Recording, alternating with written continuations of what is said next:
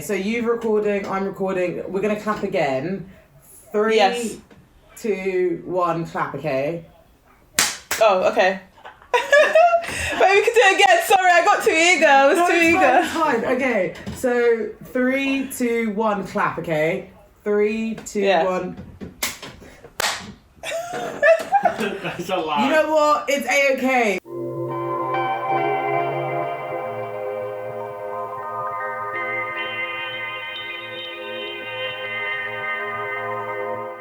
After this day, we deserve to start recording ASAP because, you know, we've been through it. But I'm going to start by saying welcome, welcome, welcome, Danielle.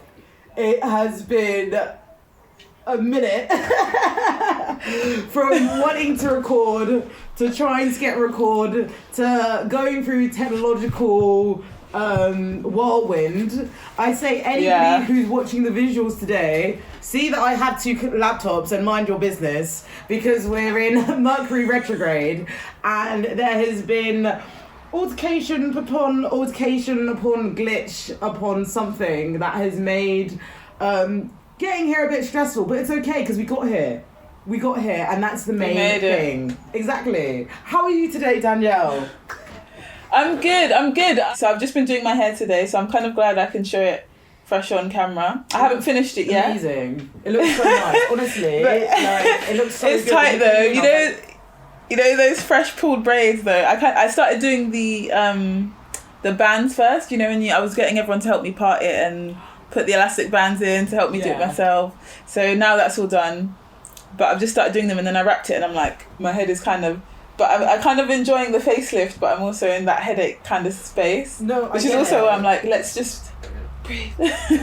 Honestly, like, especially from where, like, we're not getting our hair done as much because obviously we're in a pandemic, like, we're in a whole ass pandemic. And I remember the first time that I got my hair done in 2020 was probably like in October, and I loved my hairstyle. It was so good. Like, I was pretty much natural for the whole of 2020. But I got my hair done, and honestly, it was like, I could not move. I literally was like this. But it felt so good because I was like, oh my goodness, this is exactly what I wanted. Like, my hair looks sleek. Yes. Like, pushed back. Like, I'm so excited. I'm actually getting my hair done fairly soon, and I'm hoping to go blonde. So hopefully when this podcast comes out, you'll be seeing me in my blonde. Oh my god, yes! So literally, as soon as I saw you do it, I was like, oh my god, it's a sign. Literally. Do you know what? Because for me, I know when I need to change. I have to change my hair quite a lot. I'm a Pisces moon. I'm a bit of a shapeshifter, and like I like to change my image quite a lot. I also have a lot of Venus placements, like Taurus Sun, Taurus Rising. So like change in hair and looks. I mean, they say Taurus likes the same thing, but I think maybe the Pisces moon means I need to change my style a lot. So hair is a big one for me. I think Taurus, one thing that Taurus and Pisces people have like together is that they're very sentimental, but they just show it in different ways. I feel like with the Pisces, with the water, it's very imaginative. It's very like sort of fluid and creative. But with the Taurus, it's more like nurturing. It's more like you want to feed the soil. You want to like sort of provide it with the right nutrients for it to grow. And I think that's they're both sort of linked to the divine feminine, but they're just portrayed in different ways, which I think is really pretty. Oh, that's deep. I like that a lot, and I really relate to that. Actually, there's been a lot of what you were saying was feeding into things that have been coming to me in my life recently, just different messages, especially about kind of feeding in the soil and stuff. But 100% agree. And with the hair, how it manifests, like, so even in the pandemic for me, and maybe this goes with the Venus thing, but it's still very important for me to feel kind of normal. You have to build some normality into this time, right? And so I have been making effort when I can, and that's why I also love, because I love a selfie. Like, sometimes if I'm having a bad day, I literally just take a selfie, look at myself, and I'm just like, oh my god, I'm so beautiful. Like, and I feel good. Like, I just remembering like kind of who I am, kind of thing. And it is kind of in a vain way, but I feel like there's a healthy element of that can be really nourishing, especially for me. Aesthetics is really important for me, like art and things. And so getting a change especially when I feel like a bit bored with my hair, or if I notice I'm not doing my hair and I'm just wearing head wraps all the time, I'm like, okay, it's time for a change. So that's why I got these braids. I was like, I saw some inspiration, Jojo Abbott, and she had the Marley braids, and I was like, yes. oh, it's popping, and I was like, oh my god, that's it. I've got my inspiration now. That's all it takes for me, is just to see some style on someone, and I'm like, it just sparks it off. And so like, yeah, last year a lot. Yeah, I had quite a few hairstyles actually, and then I had a pause where I was just playing around with my hair, and then I found another inspiration style, and then I just did some braids, which was my favourite style for a really long time. I just did my own hair because it's grown quite a bit, and I just put some beads in. Yeah, I think I actually and then just had the back you with that hairstyle. Oh! Yeah, because I met you through a workshop we did for Heal and Unite. Yeah. Yeah, and I remember Spiritual Baddie. I would have had a different style then. But go on, yeah. Spiritual Baddie was one of the co-hosts, shout out Spiritual Baddie. Yeah. For that workshop, and it was to do with West African spirituality and also like healing. It was a beautiful workshop, and I really enjoyed it. And I remembered, maybe I'm just thinking you had a bead in your head. I'm just getting excited. I might have had beads though. I do like beads, maybe. I do like accessories, but it wasn't that bead hairstyle. It was probably another one. Mm-hmm. I want to buy a mannequin head with afro hair so I can practice. Yeah. Because I need a new hobby for my hands. Like, I was telling you before this podcast before we started recording, how I'm trying to quit some behaviours. And one of those behaviours are really making me, like, just fidget with my hands. And it's like, I used to knit, right? And I'm like, should I go back to knitting? Should I go to cross-stitching? Like, I just need something where, like, I'm just doing an activity with my hands, because I can always feel myself, like, wanting to do something, you know? It's very strange. Yeah, it makes sense, though. It's like replacement. Exactly. Replacement therapy. Yeah. Ooh. Braiding's a good one. You get tired, though. Just like... So that's why I'm thinking, if I have a mannequin head, then it will be calm, because I'm the sort of person that, like, I can undo my own hair. I can, like, put the single braid in, but, like, you know, like, feed in cornrows. I find that quite difficult. Like, my hair, like, it's grown now, but my hair's, like, quite coily, 4C, like, it's quite hard to make the distinction to sort of, well, just feed into the braids. Like, I find it difficult. I'm sure if you were a talented, like, hairdresser, like, you've been doing it for, like, a year or so, or, like, even a couple of months, you'd probably find it a lot easier. But I just find it really, I have to, like, blow out my hair before I do it to make it the easiest transition. But it is what it is. I'm gonna, I'm gonna put it on my list for 2021, find myself some new skills to delve into. But how has your Mercury retrograde been? Because I wanna, we had a bit of a dramatic start, but I want to sort of ease that with reflection, because I think that's what Mercury retrograde is, isn't it? Because it's like kind of communication, so we're just reflecting on some shit and just, trying our best, really. Yeah. Well, my first port of call for this Mercury retrograde was I got rid of WhatsApp. I didn't get rid of any other apps, and even some of the apps that I was on, I told people I've deleted WhatsApp, and they were like, "You're on here, but you're not on WhatsApp." Like, what? Because what are you doing here? WhatsApp can be popping off, you know. Honestly, at the start of this pandemic, I swear, every single auntie that I had wanted to let me know about everything. Just everything. There's chain mails, there's have you spoken to this person? Like, it's just non-stop. So when you said WhatsApp, I get it. Like, I fully get it.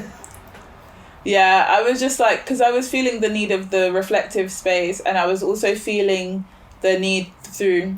Okay, you know, sometimes when you're trying to avoid doing the work, right, you know that it's a reflective period, you know it's kind of a hermit period, but it's also, there are ways to connect, but you're kind of maybe avoiding those ways to connect, or kind of, I don't know how to explain it, but maybe like self-sabotage or whatever.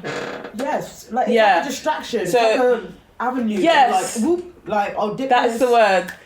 Yeah, exactly. So it's kind of like, I notice in myself, for example, that I can get into a tizzy sometimes, or a habit sometimes of there may be a lot of people that are trying to get in contact with me, and I don't have capacity to answer any of those messages. However, I will put my energy on trying to reach out to and message people that I haven't heard from in a while, or not even that I haven't heard from them in a while, but just like I'm then messaging people and then making a, like in my head I'm just like, and then I'm wasting my energy on waiting for a response when I could actually just respond to the people, and then I get more messages, and then those people might then respond to me, and then I'm like, now I don't have capacity to respond to your messages now that you've responded to me. And then it just like throws a thing. It just becomes like this kind of like cycle of then, okay, now you've just got a backlog of messages that you have to get back to when you could have, do you know what I mean? Just as a distraction. Honestly. It's like, oh, like I don't actually want to talk, so what is going on here? Like I'm trying to do some, and then it would be like, and I noticed it was also like, okay, all this, you remember I was talking about the projects that I've been finishing now. Yeah. It's all that kind of procrastination that's been floating around that then comes to the surface when you remove that distraction. Because I just felt the energetic ties of WhatsApp, because as soon as I deleted it, I just felt like, honestly, it was like a cord cutting. I just felt very clear, like... You spoke facts just then. It is honestly like you went into my mind and explained everything. And I'm so happy you said it, because I can actually now, after this episode's recorded, people asking me, Sarah, why are you taking so long? I'm just going to screenshot what you said and just send it out. Because you get stuck in this vicious cycle of, oh, I need to check on this person, I need to check on this person. But then also like, what about the people that already been checking on me? Let me put more effort into them. But then also there's people that I want to start new things with. I want to initiate a new conversation with. So I want to get into contact with them. And it's like you're not selling yourself short, but like you're depleting yourself on different kinds of energy, because then you start criticizing yourself. And like, exactly, if that critic wasn't so loud and you could sort of move accordingly, it wouldn't be that deep. But in reality, it's the, oh, why am I giving myself to this person? Oh, but I can't be asked to talk. Oh, I don't have the capacity to do this. And you're beating yourself up on the energy, with the little energy that you have. So, everything that you just said, every time I doubt myself, I want to listen to exactly what you just said. Yeah, it's such a hard balance as well, because it's like, I think as well, sometimes you're avoiding the people that know you the best, because you know that like, it's kind of a check. Like, so I have this one best friend, for example, and as soon as I deleted it, they reached out, they called, because they texted me and I didn't respond, so then they called me because they know me, and then when they called me, they were like, how are you? And I was like, yeah, fine, whatever. How are you? By the way, I hate how are yous, but like I like it if it's genuine. I don't like it by message, which is also why I don't respond to a lot of messages. I hate phatic language, and I want to know why you're messaging me, so I get a bit of a thing. What like, did you say? You know, just get language to the point. Phatic language is small talk. It's basically language that is just kind of used to get to a point, establish safety, it's just kind of goes with society, like, hey, how are you doing? Hey, how are you doing? But it doesn't really elicit anything genuine from anyone. And I find that when on WhatsApp it's hard to read. If I'm on the phone and someone says, how are you? You can generally sense if they're genuinely checking from a place of care and they want to know, and you can expand on it or not. And also the thing with WhatsApp, I like voice notes, because it gets to a point, I just don't really like typing what I'm feeling. I'm Mercury Aries, so everything's coming really speedily, and just like, I just need to say it, I just need to speak it. So, no, you're completely right. I literally I just want to let you know that I'm a Mercury Aries, I'm a Sun Aries, and I'm a Saturn Aries. Oh my God! I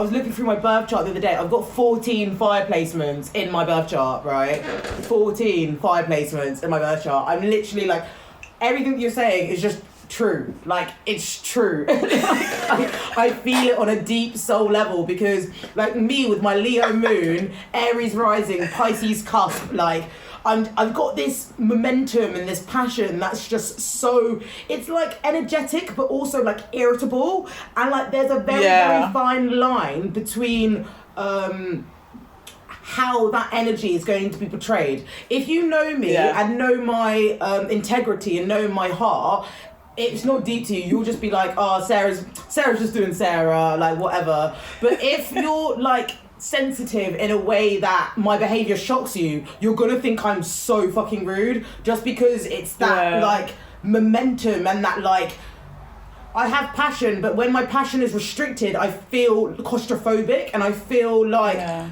too many people are taking things from me and I'm just like, go away. Oh, I felt that. Yeah. I feel like that's going to lead into a lot of deep stuff for today's session as well, because there is something there about kind of...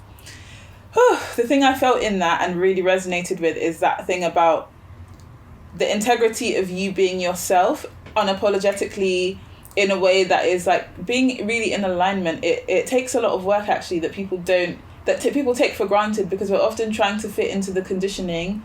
Again, so even with the Mercury retrograde, me just saying, actually, I really don't like phatic language at this point. I don't have capacity, and it might have come across blunt, but for me it was like, if you are going to contact me during this period, I don't have capacity for a lot, so you're probably not going to hear from me if it's phatic language, if it's not directly related to what you really want to know. And that's not to say that how are yous are always phatic. Sometimes how are yous are like, I'm just checking in. What's going on with you at the moment? I prefer creative how are yous. I like when people say like, how is your heart? What's going on? I might say like, what's going on energetically for you right now? I also say how are you? And I love it. I love creative how are yous. Oh my goodness, Danielle. Oh. But it's just being not getting too monotonous, you know, like give me something new that's kind of like out of my comfort zone. I really appreciate that care, and I think a lot of people know me, they know I don't like how are yous, they say it anyway, but I know that when they're saying it, it's because they really mean it and they're really asking, they want to know how I'm doing. But sometimes I can do it, sometimes I can just say like, yeah, I'm fine, even though there's more, obviously, like who's ever just fine? Like fine is such a basic, like, I don't want to say beige statement, but it's such a nothing statement. What does it mean to be fine? What does it mean to actually be fine? What is fine? Fine, when I think of fine tuning, or I don't know. If I was to Google it, I don't know what would come up, but like, okay, I'm okay. It's the same as saying I'm okay. It doesn't really mean anything. There's so many layers to like what it means for someone to be doing fine and what is behind that. Like, do you know what I mean? How's your heart doing right now? What temperature are you? Is it a temperature that you enjoy being, or do you want to get warmer or colder? Like, you know. You know what? I am so going to... You've inspired me to be more creative with my how are yous. I really, really, really like what you said. Honestly, this has been such a gorgeous DMC, and I feel like we should end it with a little oracle card. So I've got this deck. It's by Kelechi Okafor. It's called The Spiritual Seasoning of the Soul. Yes! Beautiful Big up Kelechi. Mate, I honestly think I'm probably her biggest fan. Like, I love her. Like, she's amazing. My top listened to podcast of 2020 was Say Your Mind. Hey, same. Honestly, she's amazing. Like, I'm honestly like her biggest fan. She's great. So I'm gonna shuffle this deck, and you just tell me when to stop, and then we'll pull out a little oracle card for the reading to end we'll put out an oracle card to end the DMC. Okay.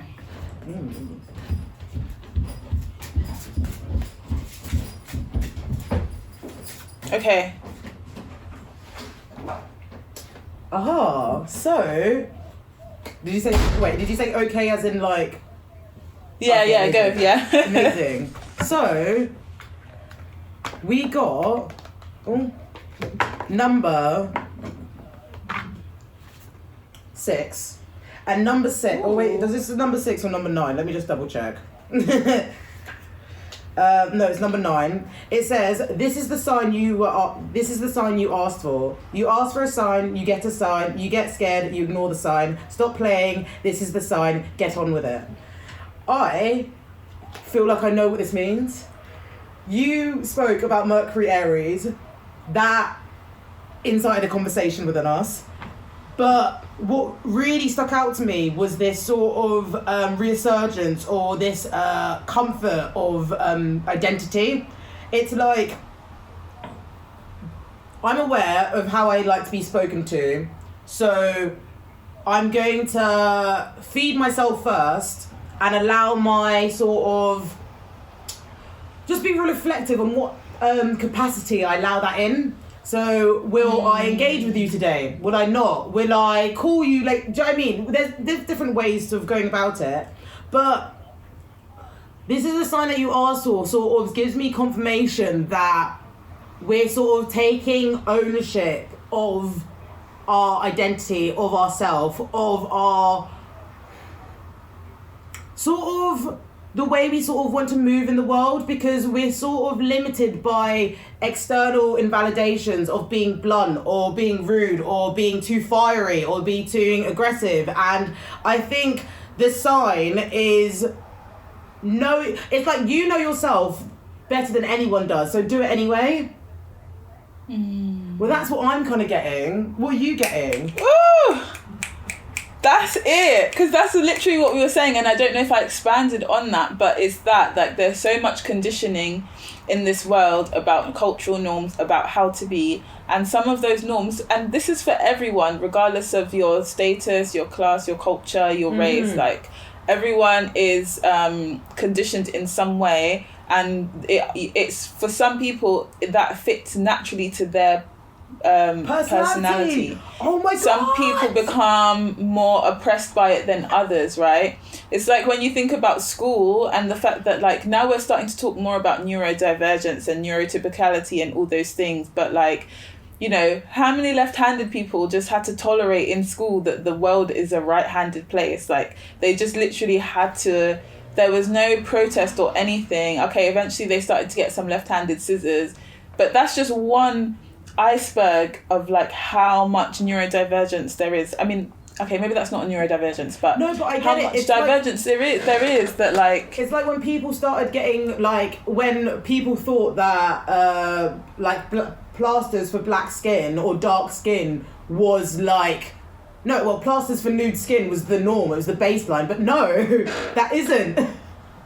Literally. And if you think about all of these very practical things that exist, and then on top of that, it's our actual ways of relating and being that we're told, you know, in whatever conditioned way, that that's not okay. And it's a lot of work, and a lot of work that people do. And when you come to therapy, for example, a lot of it is about finding that core acceptance of the self, of, like, what does it actually mean to be me, free of external validation, free of what I feel like I should be doing and feel like I should be saying. What do I actually want for myself? And that's a big part of my work, is, like, actually, it's work for myself, and it's work for people that decide that they resonate with what I'm doing and what I'm about. But it's literally about kind of, like, reconnecting to your inner compass, your inner GPS, because that's where it at. That's what's gonna guide you to wellness. That's what's gonna, your body tells you information and truth all the time. It's like the way that you pick that card and you were like, I know exactly what that's about. I know exactly how that relates to me. Someone can tell you, because you can go to all these different guides and astrologers and tarot readers and all these things, and yes, they have access, if you believe in spirituality and the knowledge of other realms. There are some, okay, in my belief system, there are entities that know more than me, 100%. There is a hierarchy. There's a vision that I have as perspective as a human being, and a being in a human vessel that limits my perception, right? However, in connection with those beings and those entities, when I allow that in, whether that be God, whether that be my higher self, whatever that is, then being in alignment with that is what I believe keeps you on course. Because there's always going to be different options and things, and people can tell you this. So you could go to an astrologer and they can say, this is how you operate, this is what's natural for you, and you can be like, actually, I don't accept that. That's a toolkit, like, but actually I don't accept that. That's not the core of me, that what I want to do.